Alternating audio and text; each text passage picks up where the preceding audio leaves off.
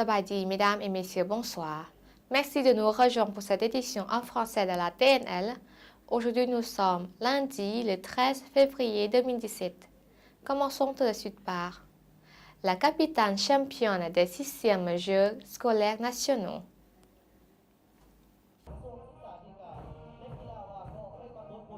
Les 6e Jeux scolaires nationaux se sont clôturés le 9 février à Bolikamsaï par une cérémonie grandiose à laquelle plusieurs centaines de personnes ont assisté.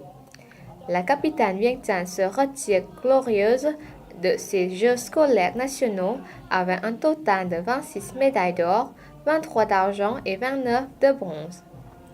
Vient en deuxième position la province de Savannakhet avec un total de 21 médailles d'or, 24 d'argent et 14 de bronze. Bolikamsaï, hôte des 6e Jeux scolaires nationaux, s'en tire avec les honneurs en se plaçant à la 3e place avec un total de 17 médailles d'or, 16 d'argent et 22 de bronze.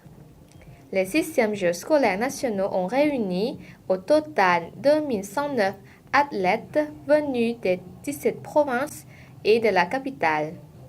Ils ont concouru dans 12 disciplines: football, 14, volleyball, pétanque, badminton, tennis de table, basketball, athlétisme, taekwondo, échecs, tir à l'arbalète et toupie. Le vice-président de la République démocratique populaire Laos, M. Phankam Viphawan, la ministre de l'Éducation et des Sports, Mme Seng Duan Lajanthaboon, et le gouverneur de la province de Bolikamsaï, M. Kongkeo Saisongkham, étaient présidents de la cérémonie de clôture. Après Bolikamsaï, ce sera le tour de la province de Salawan d'accueillir les 7e Jeux scolaires nationaux en 2020. Le vice-premier ministre exhorte la province d'Attapu à poursuivre une croissance robuste. Les autorités provinciales d'Attapu sont appelées à stimuler le plan de développement socio-économique et à planifier projets de la province pour améliorer les moyens de subsistance. Le vice-premier ministre Sonsai Siphandorn, au cours de sa visite de travail dans la province de semaine dernière, a insisté sur la nécessité pour la province de traduire 10 mesures du gouvernement dans son propre plan et des projets de sorte que la province puisse réaliser une croissance robuste et durable. Il a prodigué des conseils au cours d'une rencontre avec le gouverneur de la province, M. Nam Vientiane, et d'autres responsables. Soulignant mesure pour la province de se conformer, M. Sonsai a demandé aux autorités d'améliorer les conditions propices à des opérations commerciales en résolvant les procédures incommodes qui ont ajouté au coût d'investissement et les entreprises encombrées. En outre, il a appelé les autorités à poursuivre l'amélioration des règlements qui ne sont plus encourageants pour les opérations d'attraction, d'investissement et d'affaires. Il a suggéré la nécessité d'améliorer la capacité des entreprises locales et les a encouragées à faire usage de la technologie moderne dans leur processus de production pour accroître leur compétitivité au milieu d'une intégration économique régionale. Étant donné que certains projets de développement au Laos ont causé un impact négatif sur l'environnement, le vice-premier ministre a appelé à la province à assurer que les projets de développement réalisés soient respectueux de l'environnement. Il a appelé à un grand effort pour réduire la pauvreté, développer l'éducation et les services de santé tout en améliorant la couverture de leurs normes et de la nutrition, notamment dans les quartiers pauvres. Des milliers de fidèles de Vientiane célèbrent la fête de Maha Pusa. Des milliers de Vientianais ont fait l'aumône à 1500 moines de novices à l'esplanade de Thaluang, samedi dernier à Vientiane pour marquer la célébration de la fête de Makabusa. L'événement est très spécial car il commémore l'une des plus importantes célébrations bouddhistes qui est également célébrée dans le monde par des bouddhistes. Makabusa est un festival célébrant l'enseignement du Bouddha.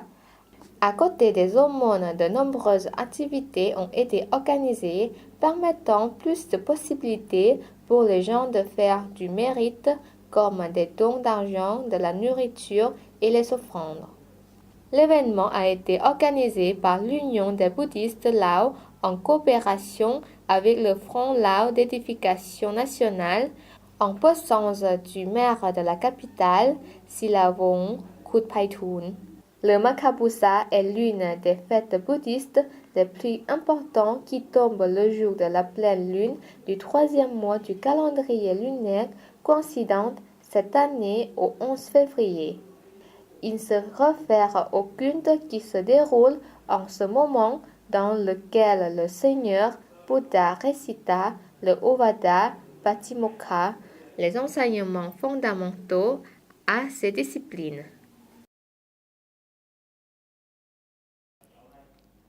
Suite de l'actualité nationale en bref en images. Les femmes membres de l'Assemblée nationale ont organisé le 10 février 2017 leur première réunion plénière.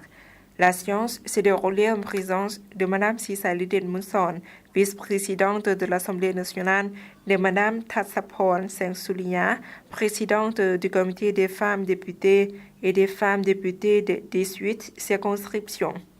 Au cours de cette réunion, les participants ont écouté le plan de la vision d'ici 2030, le plan stratégique de l'année 2016 à 2025 et le plan quinquennal de développement d'ici 2020 des femmes députées et plusieurs documents concernant les activités importantes des femmes membres de l'Assemblée nationale.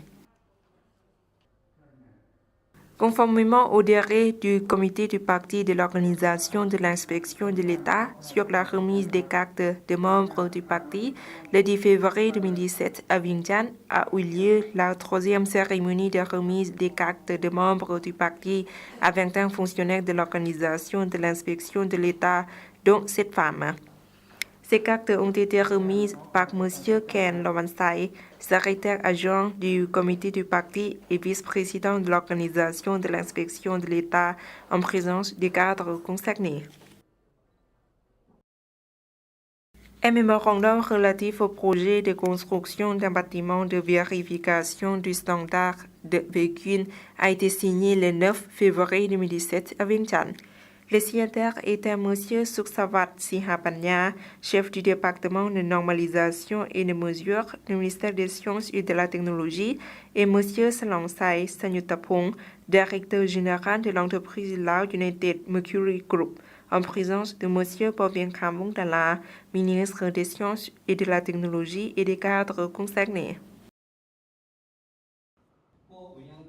Un accord sur la construction du Bureau national du test de standardisation d'aliments et déposants a été signé le 10 février 2017 à Vientiane entre le département de normalisation et de métrologie du ministère des Sciences et de la Technologie et le groupe de la société de Nakwonsap. Les signataires étaient M. Suksavat Sihapanya, directeur du Centre national des certificats de standardisation et du contrôle de la qualité, et M. Seyu, président du groupe de la société de Nakwonsap, en présence de M. Bovien Kamungdala, ministre des Sciences et de la Technologie. Sa signature, les deux parties étudieront la compétence de base pour construire l'infrastructure des services ainsi que le laboratoire, le bureau, l'échantillonnage d'inventaire et l'étude de salinisation. La 22e exposition des produits agricoles d'artisanat et de l'industrie de l'année 2017 s'est ouverte le 10 février 2017 au village de Tiang Savang de l'arrondissement de Nasai Thong de la capitale. La cérémonie s'est déroulée en présence de M. Vilasak Namunti, chef de l'arrondissement de Nasaithong, de Mme Banbani Pimason, chef adjoint du service de l'industrie du commerce de la capitale, et de M. Keson Thep Kamheung, chef adjoint du service de l'agriculture des forêts de la capitale.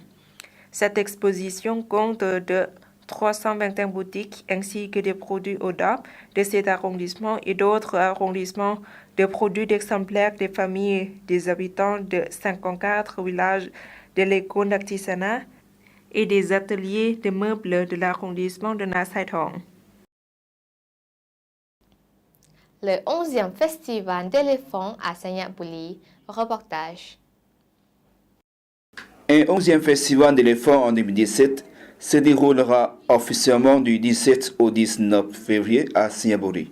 Ce festival comprend de nombreuses activités, notamment la cérémonie traditionnelle de démonstration de dressage et de travail des cornets, des expositions, des performances d'artistes lao, ainsi que des processions hautes en couleur, la cérémonie de Bassi avant l'élection de l'éléphant de l'année.